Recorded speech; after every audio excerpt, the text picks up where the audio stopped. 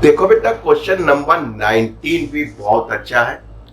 Verma sir कह रहे हैं कि एक आपके पास बैलून है और बैलून ऊपर क्यों जाता है? एटमॉस्फेरिक एक बायंसी फोर्स लगाती है, क्या एक कांस्टेंट फोर्स भी लगाती है, जिसकी वजह से जो है ये अपना ऊपर की ओर जाता है। ये हमेशा लगा रहेगा। एम आई राइट? दिख रहा है? यस, दिख रहा है। ये एक बैलून है जिसपे एक अपर डायरेक्शन में एक फोर्स लगाता है एटमॉस्फेरिक, जिसको बायंसी फोर्स कहते हैं, जिसकी वजह से बैलून ऊपर उड़ता है। एम आई राइट? हो क्या रहा है? बैलून में आपके पास एक बॉक्स है और बॉक्स में आपने कुछ सामान भर रखा है एम। तो क्या होगा? तो कहने लगे कि साहब ऐसे सूरत हाल में धरती माता तो मानेगी नहीं। धरती माता कहेंगी भाई साहब आपके पास एम मास है तो हम वेट लगाएंगे अपने सेंटर की तरफ, यानी कि आप m इंटू जी से एक फोर्स लगेगा नीचे की तरफ। है राइट? अब क्या हो सकता है? अब ये हो सकता है कि वर्मा सर कह रहे हैं कि ये जो पूरा बैलून है वो डाउनवर्ड आ रहा है एक कांस्टेंट वेलोसिटी v से। अब आप समझ गए कि अगर ये डाउनवर्ड आ रहा है इस मास की वजह से, कांस्टेंट वेलोसिटी से आ रहा है, तो आप समझ गए हैं कि भाई साहब ऐसे सूरत हाल में एक्सेलरेशन क्या होगी? जीरो होगी। D by D T equal to zero. एक चीज उन्होंने और बताई है कि जो एयर है वो भी रेजिस्टेंस लगाता है, हवा है वो भी एक रेजिस्टिव फोर्स लगाता है, और जो वो फोर्स होता है उसकी डायरेक्शन हमेशा मोशन के अपोजिट होती है। यानी जिस वेलोसिटी से जिधर जा रहा है वो वेलोसिटी की डायरेक्शन, यानी जिस वेलोसिटी से नीचे जा रहा है इस वेलोसिटी की डायरेक्शन के अपोजिट होती है और इसके प्रोपोर्शनल भी होती है।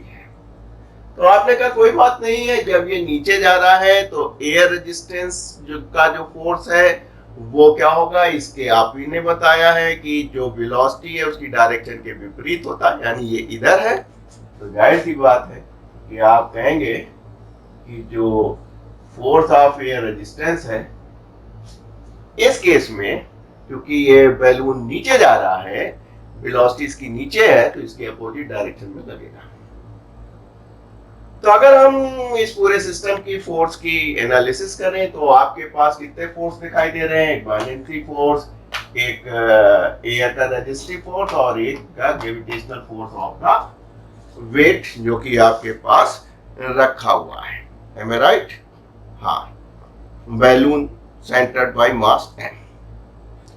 तो चूंकि एक्सेलरेशन जीरो है तो अगर आप नेट फोर्स भी निकालें, वही करिए, न्यूटन ने मरने से पहले मेरे कान में क्या कहता है? Net force acting on a body equal to product of mass and acceleration. तो चूंकि एक्सेलरेशन जीरो है तो आप कह सकते हैं जो नेट फोर्स है यानी वो इक्वल होगा, यानी जितना ऊपर जा रहा है और नीचे वाले के बराबर होगा। यानी पहली इक्वेशन अगर आपको लिखने को दी जाए एक्सेलरेशन इज जीरो, तो आप कहेंगे जितना ऊपर लग रहा है वो नीचे वाले के बराबर। तो बेटा इस सिचुएशन को समझ गए कि एक साफ बैलून है, उसके अंदर कुछ मास रखा हुआ है और वो जो है एक कांस्टेंट वेलोसिटी से नीचे आ रहा है, एक्सेलरेशन जीरो है, और इस पे इन्होंने बताया है कि ये तो आपको मालूम ही है, मास है तो धरती माता खींचेंगी mg। ग्रेविटेशनल फोर्स तो आप जानते ही, इसके अलावा दो फोर्स और जान लीजिए, वो कौन कौन से हैं? एक तो इसको ऊपर ले जाता है, इसको बायडेंसी फोर्स कहते हैं, वो हमेशा लगता है ऊपर के लिए, क्योंकि यहाँ मास ज्यादा हो गया है तो इस वजह से नीचे आ रहा है, तो इसका मतलब फोर्स नीचे थोड़ी ना लग रहा है, वो तो बेचारा ऊपर ही लग रहा था। और कहने लगे एक रेजिस्टिव एयर रेजिस्टिव फोर्स होता है जो कि वेलोसिटी के डायरेक्शन के विपरीत होता है और वो प्रोपोर्शनेट होता है। तो डायरेक्शन वेलोसिटी की नीचे थी तो वो अपोजिट यानी ऊपर हो गया। अब वर्मा सर क्या चाह रहे हैं? वर्मा सर चाह रहे हैं कि इसमें से कितना मास रिमूव कर दिया जाए, कितना मास रिमूव कर दिया जाए कि ये पूरा का पूरा सिस्टम जो है जिस वेलोसिटी से नीचे आ रहा था उसी वेलोसिटी से ये ऊपर चला जाए। समझ रहे हैं आप कि इसमें से कितना रिमूव किया जाए। फॉर एग्जाम्पल मान लीजिए इसमें 10 किलो रखा था, आपने इसमें से 8 किलो निकाल लिया, एम आई राइट? तो कितना बचा? 2 किलो।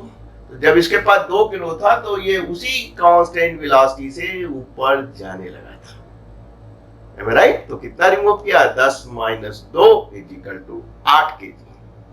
समझिए, कह लगे ये चीज आपकी समझ में आ गई बेटा, क्योंकि एक्सेलरेशन 0 थी तो जितने फोर्स ऊपर जा रहे थे इसके बराबर थे। कह लगे यार इसमें से कितना रिमूव कर दिया जाए, कह लगे कितना रिमूव कर दिया जाए कि ये कांस्टेंट वेलोसिटी से ऊपर जाने लगे। तो आपने कहा ठीक है सर, ये तो बायनेंसी फोर्स है, ये तो हमेशा ऊपर की ओर लगेगा। और आपने कहा हमको मालूम नहीं कितना रिमूव किया जाए। मान लीजिए जब इसमें स्मॉल m बचता है तो धरती माता नीचे खींचेगी। क्या लगे ऐसे सूरत हाल में ये जिस वेलोसिटी से नीचे आ रहा था उस वेलोसिटी से ऊपर जाने लगा, यानी एक्सेलरेशन इज 0। और ये एयर रेजिस्टिव फोर्स लगेगा ही, अपोजिट लगेगा, डायरेक्शन ऑफ मोशन दिया ही है, इस बार ऊपर जा रहा है तो किधर लगेगा? नीचे की तरफ।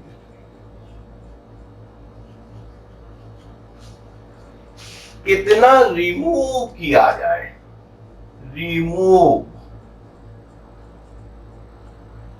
Removal of mass. समझ रहे हैं? पहले m था तो नीचे आ रहा था, अब स्मॉल m बचा तो ऊपर जा रहा है। तो कितना आपने कम किया? यानी पहले 10 किलो था तो एक कांस्टेंट वेलोसिटी v से नीचे आ रहा था। अब आपने कहा सर हमने जब इसमें 2 किलो बचा तो ये जो है उसी कांस्टेंट वेलोसिटी से ऊपर की ओर जाने लगा। तो कितना रिमूव किया? 10 minus 2 is equal to 8 kg। तो इसमें से इसको घटा देंगे उतना आ जाएगा, बस काम बन गया। आपने कहा एक्सेलरेशन 0 है तो इस सूरत हाल में क्या होगा? क्या लगे इस सूरत हाल में v ऊपर जा रहा है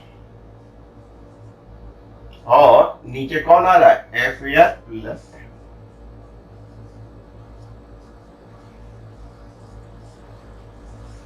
बस काम बन गया। आपने कहा कि सर ये अननोन है, इसको हटा लेते हैं। तो इसको हटाना बहुत आसान है। आपने कहा कि सर एफ एयर की जगह हम यहाँ पे लिख सकते हैं, यानी v is equal to F air की जगह आप लिख सकते हैं mg माइनस, राइट? इसकी जगह रख देते हैं mg माइनस और साथ में mg है। ये हमारी नोन है, ये निकल आए तो काम बन गया। तो अब तो आ गया आपका, इसको इधर ले आइए तो 2b हो गया और इसको इधर ले जाइए माइनस mg हो गया, काम बन गया।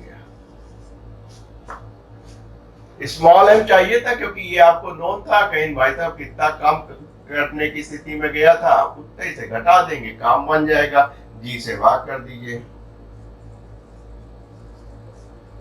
ये मिल गया आपका इतना, बस यहाँ पे रख दीजिए। तो कहने लगे कितना रिमेनिंग मास, कहने लगे मास स्मॉल m आपको मिल गया, घटा दीजिए mm प्लस ये हो गया 2m माइनस 2bg।